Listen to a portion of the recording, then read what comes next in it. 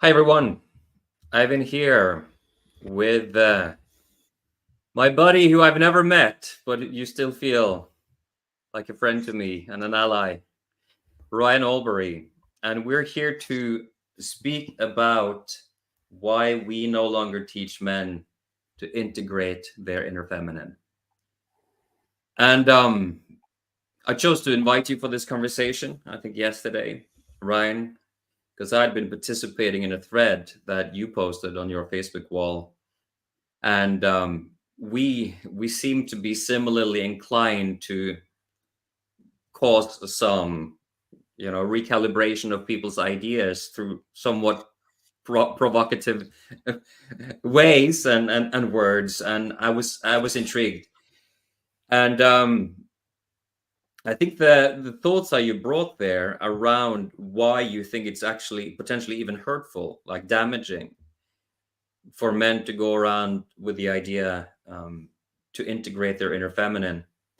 That was it's kind of radical when you look at the scene in a way, but I think on many levels it resonates with my own experience as a man, but also as a guide and mentor for men.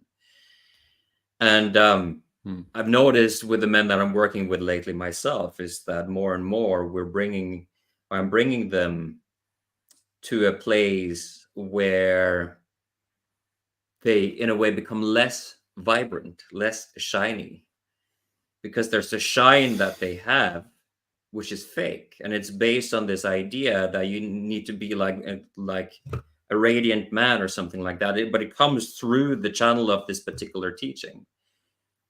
And then maybe I tell them to cut their hair or whatever, because for them it's wrong to have long hair. I know you have long hair, but it's not right for every man to have long hair, and it's just energetically true.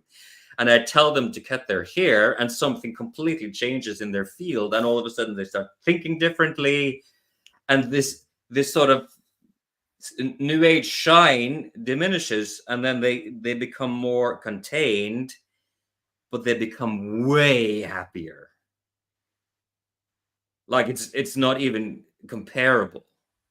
Like their life starts really working for them, so they become less shiny and way happier. I think this something about those things that don't fit well with the ideas that we have around energetics and men and women, feminine, masculine. So this is a bit of the frame that I'm bringing. So I'd love to hear, Ryan, why this is so important to you right now, and maybe a few words about what you do as well, for those of you who don't know you.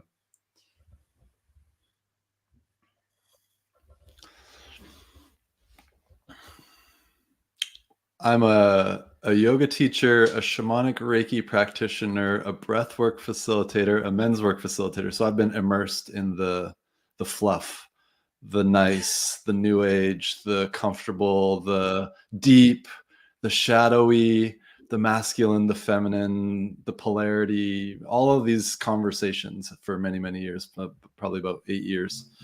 And what I started to notice was that the males that I was working with, the ones that were the most depressed, worst off financially, most lost, uncertain, confused, were the ones that were most associated with the quote unquote new age. Now, of course, that would have to be defined, but by what I mean by that in a slang term is like the sort of new age. So I can't use the word to define the word, but these sort of practices around whether it's tantra or yoga or circling or ecstatic dance or festivals and all that sort of school of thought. And it was really about getting in touch with, of course, our inner world, but then immediately the conversation is right there in those spheres of like the feminine side. And then it's this, why I became so passionate about it was because it was this nobody could ever define to me what that meant. They're like, oh, well, you're more receptive and you're more caring and you're more, I'm like, I have to be in touch with my feminine side to be receptive and caring and know how to listen and know how to follow. Like, I'm following you right now. Does that mean I'm connected with my feminine? I don't think so. I don't feel that. So it became passionate for me because I'm a, from the men's work world, we have this term shadow watcher. And I'm like, there's a big shadow here. There's something happening here that's massive. And I'm watching all these men suffering very deeply to the point of killing themselves, like very deeply Yeah. suffering. Not just a little bit, not just a little lack of success, deep, deep, deep. I came to a place where I was like, this can't go on. This can't go on, like, with men suffering like this. And there's many other reasons, of course, but that was a massive aspect of that, was like this idea that they have to be soft. And we look at books like No More Mr. Nice Guy, and um, these books that are very much focusing on love, relationships, and that as the focus rather than purpose as the focus. And that get in touch with your feminine side as a strategy to was just something that I was seeing so profoundly. And I said, this has got to stop. And it started when I looked up the definition of feminine. Like, I started to really see how deep the roots went when I looked up the definition of masculine and I looked up the definition of feminine, and it was nothing What did like you the way find? that people were using the word. And I was like, okay, I don't have the exact definition right in front of me, but basically it was something like that which pertains to the qualities, traits, values, whatever, of women and girls. Mm-hmm. And I'm like, well, then what does that mean? Like, how do we define that? Maybe this or this, and in that culture, it may be that or that. So now, how do we call it an energy? And I started going into the scientific side. How do we call it an energy if it's actually a collection of mental activity? Mm-hmm. And I started to really break it down into the sciences, physics and chemistry and biology and psychology, and say, where does this word energy come in, and where does it make sense chemically, like with testosterone and the proven scientific benefits of testosterone to female approaches, if what we're saying is masculine and feminine energy, but what we're saying is masculine and feminine psychology, be more caring, be more gentle. Like, well, where does that arise? In the mind and intention. Mm-hmm. And how that affects us at every level. And I was like, this doesn't make sense top to bottom. And the reason why I fight it is because it's like, there's a better way that's easy, obvious, and all it takes is taking a look and realizing the mistake, and then we can go somewhere with it. And that's Mm-hmm. why when you mentioned this call today, I was like, yeah, absolutely, because this is very important stuff. Like, this is a gift for everybody, not like how the extremists say, oh yes, this is the way and this is a gift. It's like, I genuinely believe that this is a huge gift for everybody to start looking at these words, masculine and feminine, and polarity, and what it means to be a man and what it means to be a woman, and what is male and female, and this whole thing. Because I mean, look at the suffering on the planet. I'll pass it back to you. Well, it seems clear that people are interested in it. I just posted a teaser about how we're going to have this conversation today, and it already created a rich conversation. And so I think people are curious about the.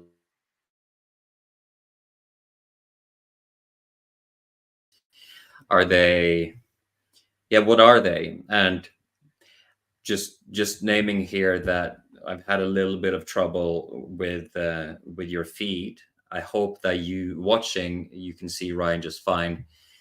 But sometimes I think StreamYard that we're using is the incoming feeds is actually worse for me than it is for you. So my hope is that you can receive Ryan just fine. So yeah, that was my curiosity. It's like, let's have this conversation. Let's see how it helps people, because I'm still in the inquiry about how to exactly articulate my, well, shall we say, developing ideas on this topic. And part of it is to engage in rich conversation and potentially debate with people. And one thing that I experienced on the thread that you posted was I got a lot of pushback from a man who was clearly well established in the personal development world, and in terms of age could be considered an elder. I don't know how old he was, but But he took a stance that you were like an immature boy for even entering into this conversation, and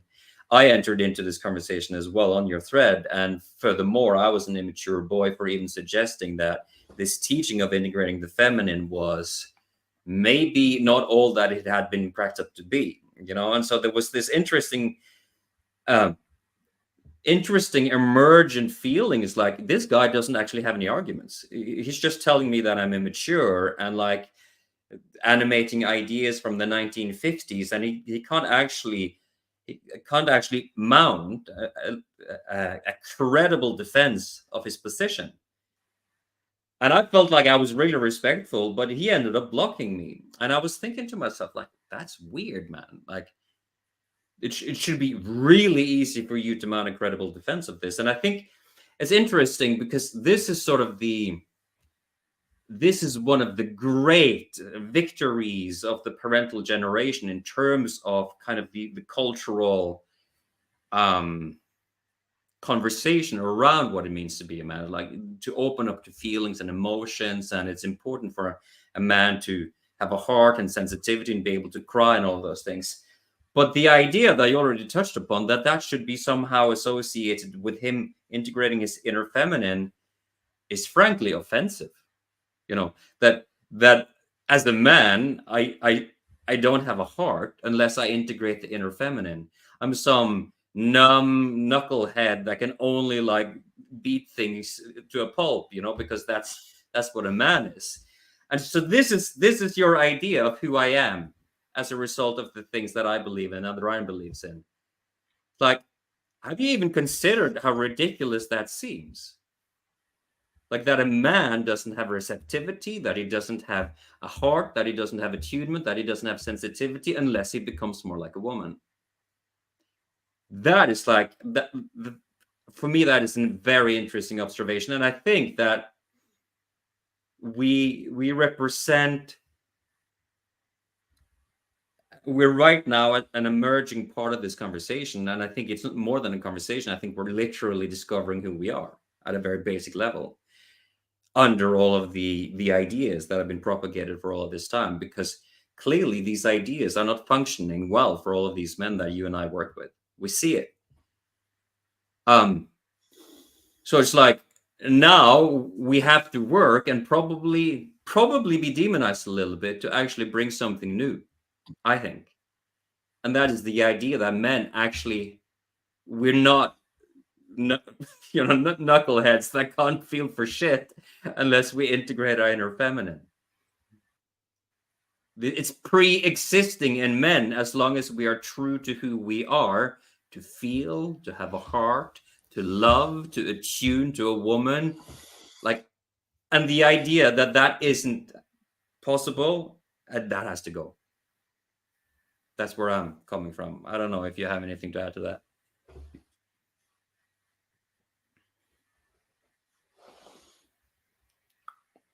Where I get fired up is when emotions are defined as feminine, where connection is defined as feminine. You know, like any type of relationship, the connection is like, so I mean, I look at things and this is funny for me because most of what I say is like, we could just change the word and then it's fine. You know, Yeah. like, we have to get in touch with our emotions. We have to understand what they are, how they work at all levels of science, how to deal with them, how to not them. And like, we could just change the word away from feminine and then we're saying the exact same thing. Now there's, how are you going to go about doing that? That's another conversation, but it doesn't need to be associated with feminine, because if we look at feminine, it's like femme, female, in a lot of these sort of counterculture or like new age or like progressive fields. A femme is like, you know, in the sort of LGBTQ world, it's like a femme is like a feminine individual, right? Like, then they're soft and that's what I understand. And then there's effeminate And now we start getting into well, do you want to be an effeminate male? So it's like, why even go near those words as a male, Mm. as when there's such a slippery slope? It's like, it's just such a deep pit of treacherous things that can occur because, like we said before we got on this call, the word is confusion. It's confusing. What does that mean to get in touch with my feminine side? Oh, now I have to go like feel my feelings. Okay, but I've firmly and full or feminine energy at all, because I don't even believe that feminine energy actually exists. Like, I don't think that that's even a sciences, yes, but I don't Mm. believe that in that science that feminine energy is the way to do it, because it crosses the line into biology and chemistry, and now we're talking about different fields with the same words. It's like they don't use chemistry terms in physics for the most part. Like they talk about velocity and force, etc. Not, I don't know very many chemistry terms, but like compounds and so on and so forth, right? It's completely different language. So my war is against the wording, the languaging, and So in other what words, gets that lumped the into that category, like you said, is right, offensive. yeah, yeah, I think it's offensive. So, for instance, like one of the go-to um, intellectual um, sort of defenses, or the way to prop up this idea that we need to develop the inner feminine, comes from Carl Jung's idea of anima and animus. So a lot of people will, but Carl Jung, and then reference his authority and his thinking. So do you think that those ideas are sound on anima and animus? Are they better to use than masculine and feminine?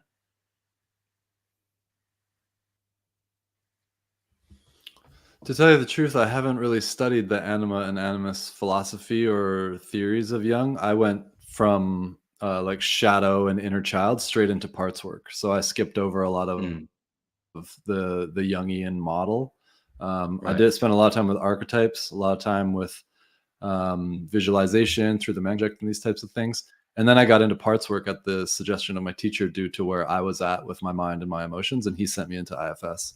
So I Hmm. found that IFS was the best model, and I've met parts of me that were female inside. They were literally showed up as a female in the process. Uh, Mm. I don't know if you've ever done a parts work session in this way where you actually see the part in your mind's eye, like you'll see the inner child. And I've seen female parts. Now I don't know if they were like spiritual or if they were a thought form about someone else representing some to me. But anyway, no matter what way you look at it, it's all mental. So I can't speak to the anima and animus as Okay. as a as a system. But I believe that a lot of those models that I've seen, through my work looking at archetypes, et cetera, and Jungian stuff and psychology and how the mind works, but also through the yogic lens, because this is where I'm more trained in all of these things. There's a book called Mm. Many Minds, Oneself, and they talk a lot about how Jungian stuff and parts work overlaps. So if anybody wanted to sort of get a background on how I perceive it, it's like that's a good book to look at. I would imagine they overlap well, but I really think that all those models with super self and ego self and it's made way too confusing. Again, we're back to the word Mm. confusing. Right. I'm like, go 'Cause- look at a parts work model. It's parts and self. It's really easy. yeah, because I think a lot of what we're trying to parse out here, like one thing is the experience that we have in observing men and also ourselves, and what really works. And this particular frame is turning out to not work very well. So that's one thing. But I think as well, we're in a conversation of, shall we say, not throwing the baby out with the bathwater, that there's something that entered into the zeitgeist through all of these, weed smoking, Woodstock kind of people who got into altered states, and they played with Eastern spirituality. And something started to funnel its way into the West, and maybe not in the most skilled and adequate ways. And I think that's part of the problem. But it's like, I think one of the things, Ryan, is like, okay, so if you actually have feminine parts inside of you, you experience them in parts work, doesn't that mean that you have an inner feminine? Like, where do we end up with the language around these things? So the parts of me that showed up as like four hooded females, which I believed were like like they didn't feel like parts of me. They showed up in a parts work session, but they didn't feel like parts of me. And the other Mm, parts that had showed up that in female form were always like the my mother or grandmother or a female partner and her inner child at the time. So I don't believe that they're actually my parts. They may have right. been, Okay. but I don't. None of them ever. And there's a certain texture of like, this is me, this is mine. I feel this, and so I don't know, like in sort of the deep quantum psychology levels of how that works. Of like, were these spiritual beings, these four females that showed up? They're kind of like the four directions, the four archetypes of female. Like, they all have a very different feeling to them, and were Mm, these my mother as a little girl, or my grandmother as a little girl, or sisters coming in these sessions, or a partner who was a little girl, like were they representations? I mean, this goes deep parts work theory, because I think the mind is just finding whatever it's been programmed to create as an image, to exemplify traits and values and experiences and so on. So I don't, even though right. most of the parts that I see in a parts work session are male, often they're, one of them is a metallic ball. It's not male or female. Mm. One of them is yesterday I met this like slug type Jabba the Hutt creature that represented something in my gut space. Do you do this So I every don't think day, that or? just because they show up as an image of something, that they're actually masculine or feminine or male or female. It's just an image of Mm. uh, the way that the mind was programmed in the first 7 years of life and subsequent to that. So I don't believe masculine or feminine within, like uh that these, and my war is also not the word feminine energy, it's masculine energy, because it all goes back to like how I look at it. It's like hard or soft. This is way better terminology because it doesn't connect at all with biology, right? Mm. Hard or soft psyche, like I'm ferocious, I'm aggressive, I'm confident. These are, when we look at the archetypes and king, warrior, magician, lover, it's like the inflated or the deflated shadows. But it's Mm. like a healthy psyche can be more of an inflated or a deflated psyche as well. Well, it's also Like penetrative and the receptive. introvert or extrovert, like maybe it's from shadow, but maybe that's their true essence. Another deep conversation. Mm. From where I'm sitting now, it appears that we have a really shoddy connection. But again, I hope that the connection for the people who watch is okay. Yeah, we're getting some comments here. One guy's writing, yeah, some names here, and there's a woman saying Cesarini. This is very interesting from a Rudolf Steiner perspective. He speaks about that the etheric body of a man is feminine and vice versa for a woman. Yeah, well, a lot of people speak about a lot of things, eh? It may or may not be true. I don't know, but I think for me, the more important thing at this point in time is what I see actually work for the men that I work with. I think that's where the rubber hits the road. So you can have a really high level conceptual conversation, but I think in a way, the way that I prefer to work is that I see what really works and then I reverse engineer why is it working. And so I'd love to understand why you feel, Ryan, that why you're so bloody convinced that it might be hurtful or damaging to for a man to believe that he has to integrate the inner feminine. Where does that certainty come from?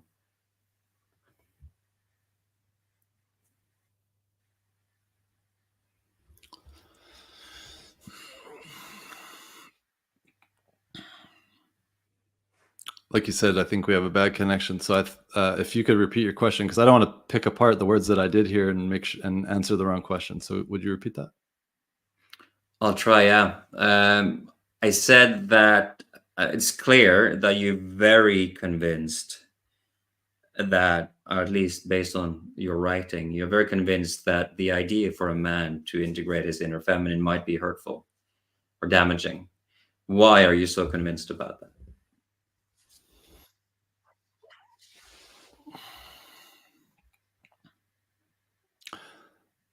I believe it may or likely would be. Obviously, everything's circumstantial or situational. Like, I can't say that this is only the way and it's going to be like this for every single male on the path to becoming a Mm, man, but trends, of course.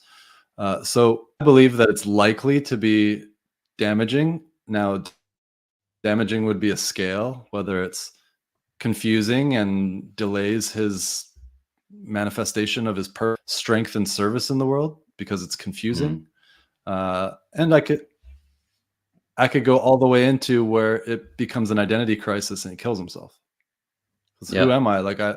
Andrew Tate's telling me I need to have Ferraris, and then all the spiritual people are telling me I need to cry and be held by women and follow women around. So it's like, what's true? And when we go all the way back to biology, and I'm bigger than my sisters, why is that? We've been around on this planet for a long time. There's a reason why the biological aspects have gone the way that they've gone. Males have a propensity to be bigger and stronger. Well, if we're hunting and building and fighting wars, it's like, well, of course, that's going to develop over time. So Mm, when we lose our core identity, because of cultural or chronological in what's happening in the time period of today, especially like you said, since the 60s, it's like we lose our identity as individuals, but as a collective, we have a collective identity crisis. And so when I say mm. it's damaging, I'm looking at the individuals that I I know and believe work that. with, but more on That the is larger true. scale of like, we don't know who we are anymore. And when there's these dangerous things happening in the world, call it Russia, call it China, call it the Ukraine, call it the deep state, call it whatever, there's stuff happening. Whoever you want the bad guy to be, each person watching this, there's stuff happening. And when we don't have strength and masculinity that's clear and it knows who it is, it's a very dangerous game to play. So when I say Yeah. damaging, I mean, well, yeah, directly to the individual, Yeah. and that's a whole I rabbit really hole, but agree. I'm talking about to the survival of the species as well. This is actually one of the things that I found offensive during the pandemic, And like, where really, like, we all have a mind, we all oh, have you have a bad connection again.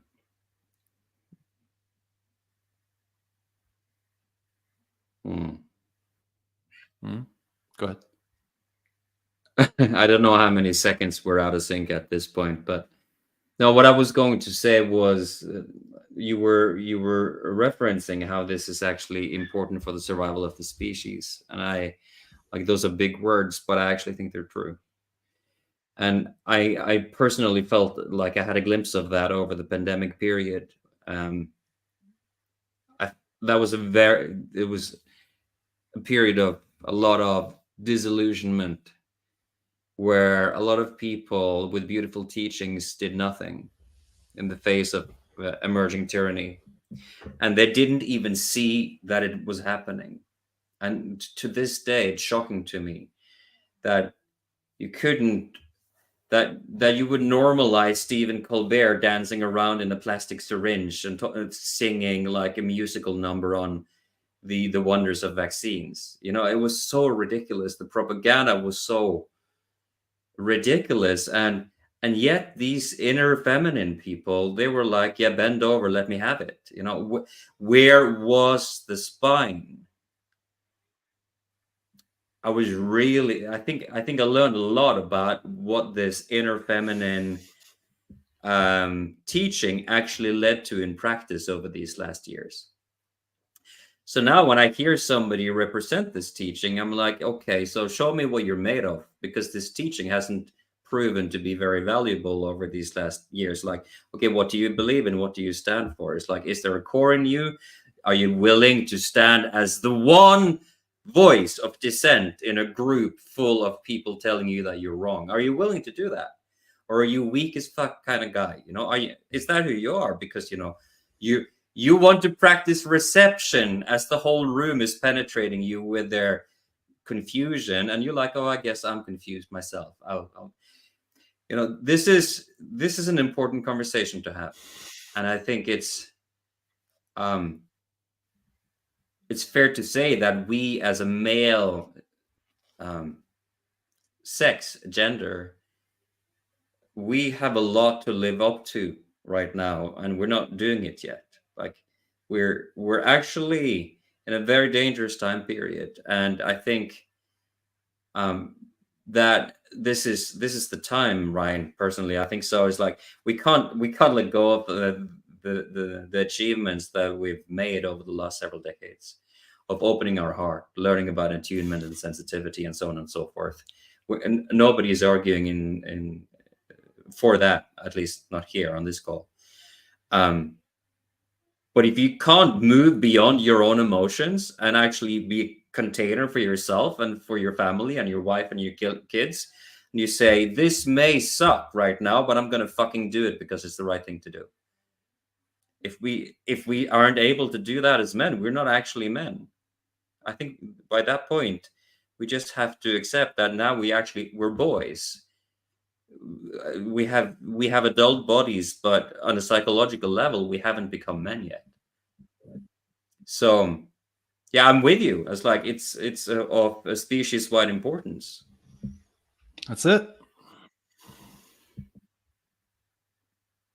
Yeah, I think we we see eye to eye on this. There was another comment here. I don't know if you can see the comments on your end, Ryan, but Seth shared another comment here. I have been around many men who believe in the idea that you two now speak out against, and now, when I think about it, they are all weak in their masculinity. I don't think that's a coincidence.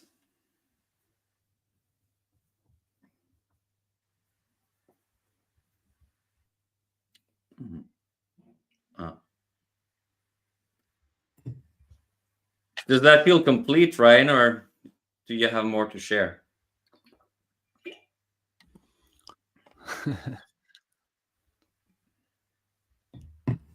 There's one final piece for me, which is I think, I believe, I perceive that for males, the first and primary goal is to become a man. Mm. You know, we've been talking about initiations for thousands of years, doing initiations for 50 years, whatever it's been. And that's always been the conversation. How does a boy become a man? And so now this, of course, then gets into trauma and then gets into childhood and all of that. I understand. But to me, but the trauma works is what is in the way of becoming a man sometimes for some people. And I think what the most important thing that needs to be said here from me is that at the end of the at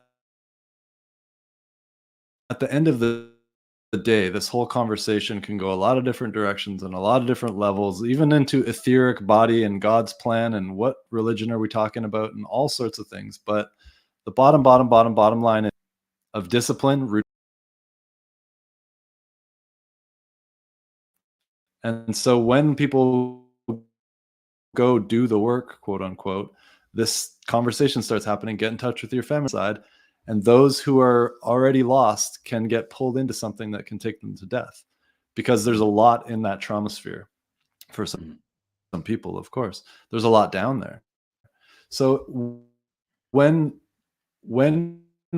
a male or a man has a group of men who are in their masculine, they challenge him, they hold him, they do not let him fall into these pits, then it's the traumatic emotional stuff. When you have a foundation around you, a container around you, you know, you've created it in your, it's your hockey team, or whether it's your men's group, and then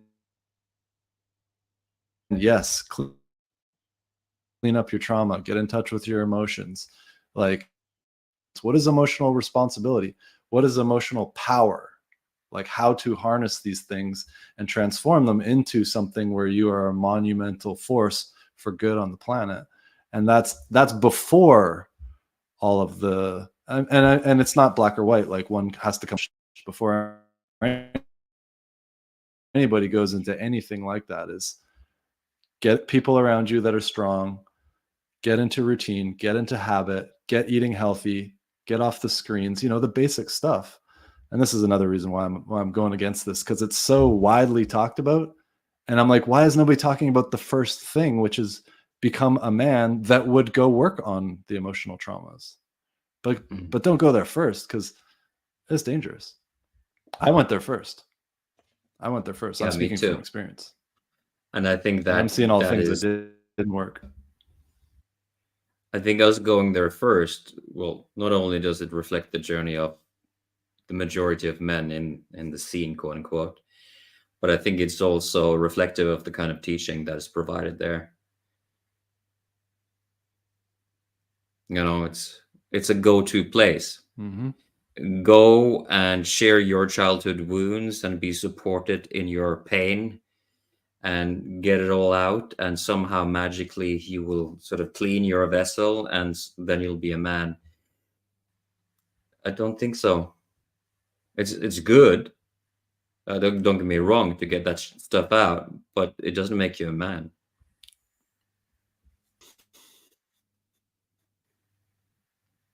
No. Yeah. Okay, I'm a bit bummed that we had such a big struggle with our connection, but Ryan, when I end this stream, if you stay on it, then your end of the conversation will upload to the StreamYard server, and then if this recording was like terrible quality, or if the live stream was terrible quality, I can upload it as a recording for the guys who are interested. But yeah, thank you. I think there's just so much to speak about here, and for me, I just wanted to riff a little bit with you, but maybe there'll be future conversations on this topic as well, because this is not reframing this conversation is not going to happen in half an hour, shall we say.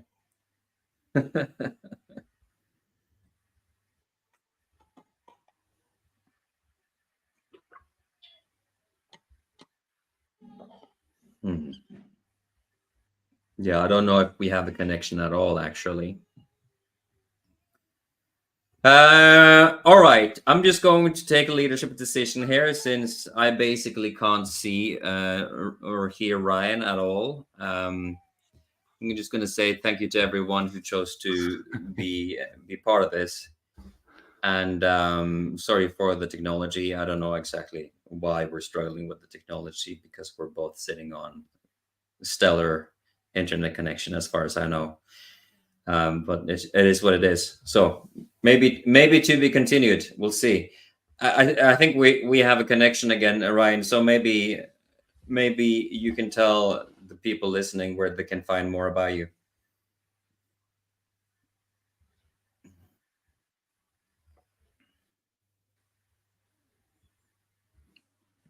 The Matrix doesn't want us to talk about this.